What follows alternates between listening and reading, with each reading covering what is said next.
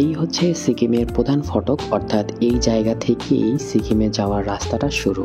আর এখন যে ব্রিজটি দেখছেন, এই ব্রিজটি হচ্ছে তিস্তার ব্রিজ, অর্থাৎ তিস্তা নদীর উপরেই হচ্ছে এই ব্রিজটি অবস্থিত।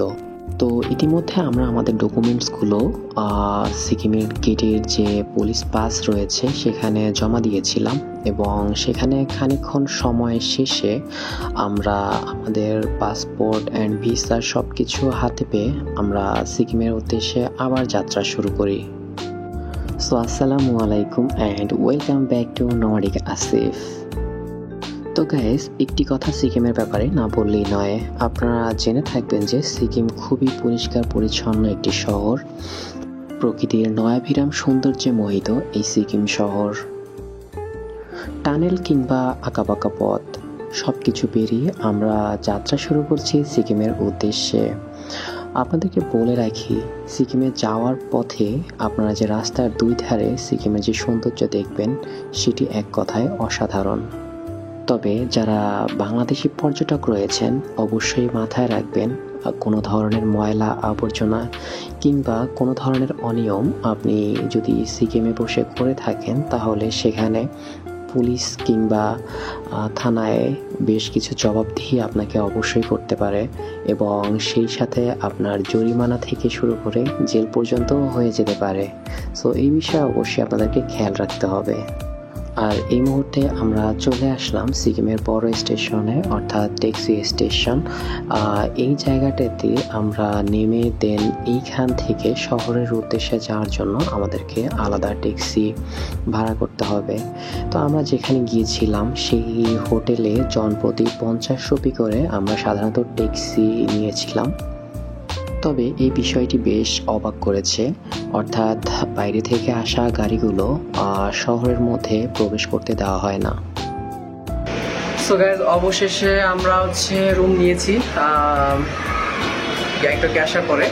সো আমাদের রুমটা হোটেল মান্ডালা, যেখানে আমরা দুইটা রুম নিছি। সো পার রুম রেন্ট করছে 1500 রুপি করে।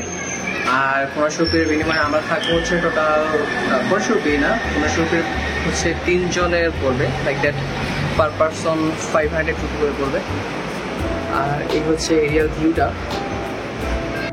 বেশ খানিকক্ষণ রেস্ট নিয়ে এবং ফ্রেশ হয়ে আমরা চলে গিয়েছিলাম সিকিমের মল রোডে, অ্যান্ড প্রায় 45 ডিগ্রি অ্যাঙ্গেল সিঁড়ি বেয়ে আমরা সাধারণত উপরের দিকে যাচ্ছিলাম, অর্থাৎ যতটুকু মনে হয়েছিল পুরোটা রাস্তায় পাহাড় কেটে করা। আপনারা এই মুহূর্তে যে জায়গাটি দেখছেন সেটি হচ্ছে সিকিমের গ্যাংটক শহর অ্যান্ড গ্যাংটক শহরের মল রোড, অর্থাৎ সিকিমের খুবই জনপ্রিয় একটি জায়গা এই জায়গাটি। তো এই জায়গাটিতে গেলে একজন বাংলাদেশি হিসাবে আপনার মনেই হবে না যে আপনি আপনার কোনো পার্শ্ববর্তী দেশে রয়েছেন। আপনার অনুভূতিটা হবে আপনি পশ্চিমা কোনো দেশের মধ্যে রয়েছেন, ঠিক এরকমই। যাই হোক, আমরা বেশ খানিকক্ষণ ঘুরেছিলাম এই রোড দিয়ে আর নিজেদের মতো করে এনজয় করছিলাম, কিন্তু ততক্ষণে যেন ক্ষুধায় পেট চোচো করছে। সো আমাদের উদ্দেশ্য ছিল কোনো একটি ফুড কোর্ট কিংবা কোনো একটা রেস্টুরেন্ট খুঁজে বের করা, কিন্তু আশানুরূপভাবে আমরা তেমন কিছুই পাইনি। যাই হোক, আমরা কয়েক জায়গায় গিয়ে সেখানে সাধারণত হালাল খাবার খুঁজে পেয়েছিলাম। তো এই বিষয়ে একটু সতর্ক করে থাকি আপনাদেরকে। এখন যে ফুড কোর্টটিতে আমরা গিয়েছিলাম ঠিক এই জায়গাটাতে আমাদের খাওয়ার ক্ষেত্রে অনেকটা সাবধানতা অবলম্বন করতে হয়েছিল, কারণ আমরা সাধারণত হালাল খাবারগুলো কোথাও পাচ্ছিলাম না। তারা যেহেতু আমাদেরকে বলেছিল যে মুরগির মাংস কিংবা এগুলো রয়েছে তাদের কাছে, কিন্তু তারপরও আসলে সেটা বিশ্বাস করে খাওয়াটা ওরকম যৌক্তিক মনে হয়নি।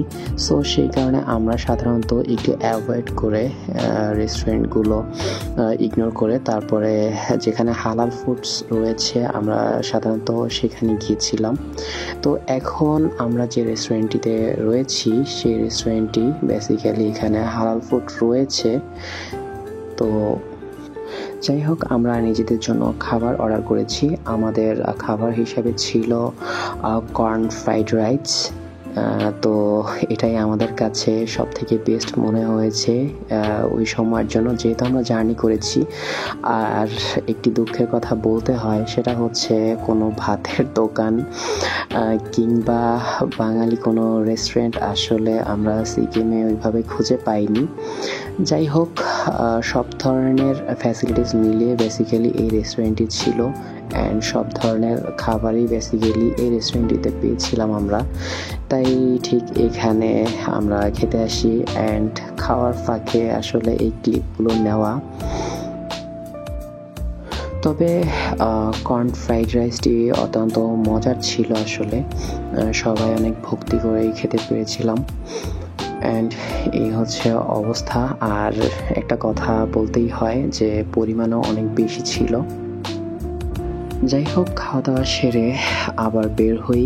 বের হওয়ার পরে আরও খানিকটা কিছুটা ঘোরাঘুরি করি, অ্যান্ড ততক্ষণে সন্ধ্যা নেমে আসে। অ্যান্ড সন্ধ্যার এই গ্যাংটক শহরটি সত্যি মুগ্ধ করার মতো ছিল, কারণ চারিদিকে এত ঝলমলে আলো ছিল যেটা মুগ্ধ করার মতোই ছিল। তো একটা পর্যায়ে আমরা আসলে সেদিন বিকেলে ঘোরাফেরা শেষে আবার আমরা হোটেলে চলে আসি, অ্যান্ড সেই 45 ডিগ্রি অ্যাঙ্গেলের পাহাড় কেটে বানানো রাস্তাটি বেয়ে বেয়ে আমরা সাধারণত নিচে চলে আসি। যদিও নামার সময় আমাদের বেশি কষ্ট হয়নি, কিন্তু ওঠার সময় অনেক বেশি কষ্টকর হয়। প্রায় 3 থেকে 4 বার রেস্ট নিয়ে সাধারণত এই জায়গাটি পার করতে হয়।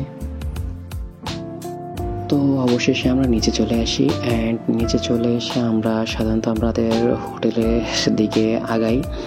আর আমাদের হোটেলটির অবস্থান ছিল, আপনাদেরকে একটু বলে রাখি, ডমিনোস পিৎজার যে আউটলেটটি ছিল সেই আউটলেটের ঠিক অপোজিটে। সেদিন রাতের সিকিম দেখার জন্য আমরা আবারও একবার বের হয়েছিলাম। আর সেদিন আমার সফর সঙ্গী ছিল আমার প্রিয় মিজান ভাই। তো যাই হোক, অনেকটা আড্ডা গল্প দিতে দিতে আমরা আসলে রাতের সিকিমটা বেশ ভালো এনজয় করতে থাকি। আর একটা কথা বলে রাখি, সিকিম আসলে এমন একটি জায়গা যে জায়গাটি আপনাকে ক্লান্ত করবে না। আমরা সারাদিন আসলে জার্নি করেছি, কিন্তু ঠিক এই জায়গাগুলো দিয়ে যখন হাঁটতেছিলাম ঠিক তখন একটা ফোঁটা মনে হয়নি যে আসলে আমরা সারাদিন জার্নি করেছি কিংবা বিন্দু পরিমাণ ক্লান্ত অনুভব করছি। যাই হোক, আমরা একটু ঘুরে ঘুরে দেখতেছি। আমার পেছনে ফুয়াদ, সে হচ্ছে ভিডিও বানাচ্ছে মেবি।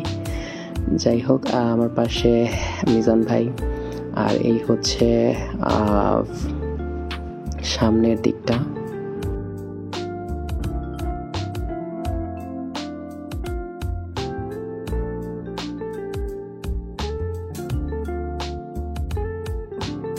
তো এভাবে ঘোরাফেরা, ফটোশ্যুট কিংবা ভিডিও করে আমরা সেদিন হোটেলে ফিরেছিলাম প্রায় 12টা থেকে 1টা নাগাদ।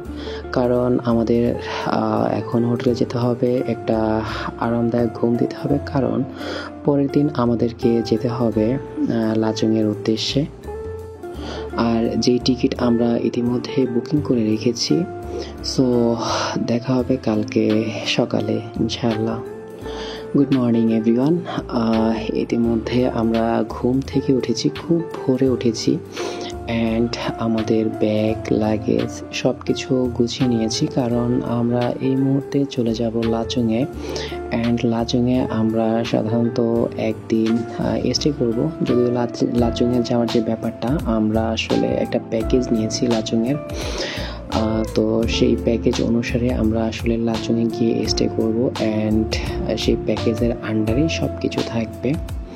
যাই হোক, আমি এখন আপনাদেরকে নিয়ে যাচ্ছি আমাদের হোটেল থেকে সিকিমের গ্যাংটকের যে দৃশ্যটি রয়েছে সেটি। তখন আকাশে প্রচুর পরিমাণে মেঘ ছিল। আমার পেছনে পাশে যে সাদা ধুধু করছে সেগুলো সাধারণত মেঘের কলরাশি। এই হচ্ছে আমাদের পেছনের অবস্থা। যাই হোক, আজকে এ পর্যন্তই। তো দেখা হবে এবং কথা হবে পরবর্তী ভিডিওতে। আমাদের এখনই বের হতে হবে। সো সে পর্যন্ত ভালো থাকুন, সুস্থ থাকুন সেই কামনাই করছি। আল্লাহ হাফেজ।